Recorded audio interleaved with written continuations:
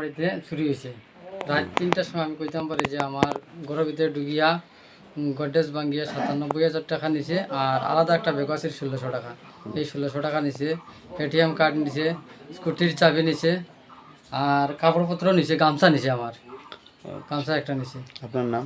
আমার নাম সুভাষ মালাকার। কি করেন আপনি? আমি একজন কাপড় ব্যবসায়ী।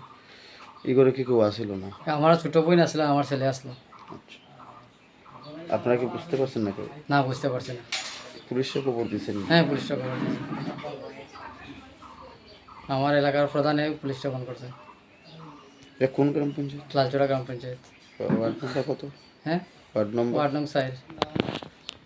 এর আগে এই এলাকায় আর চুরি হয়েছিল? এর আগে অনেক হয়েছে, এইদিকে আমার এলাকা হয়েছে না। বাড়িতে চুরি হয়েছে।